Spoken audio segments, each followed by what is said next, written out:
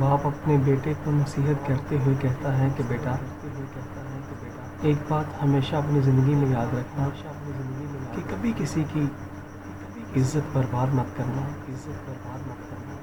وگرنہ یاد رکھو تم ساری زندگی نہ چین سے سو سکو گے اور نہ دن میں سکون کو حاصل کر سکو گے۔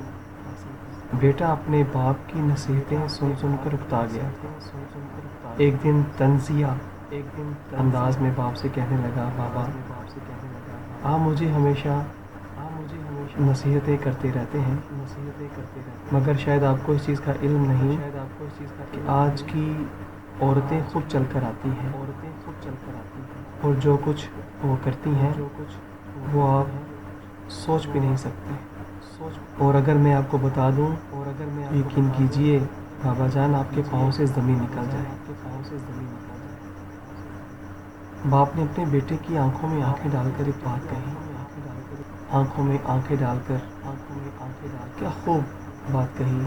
باپ کہنے لگا، بیٹا، اس میں شک نہیں کہ آج زلیخائیں بہت ہیں، تم یوسف کیوں نہیں بن جاتے؟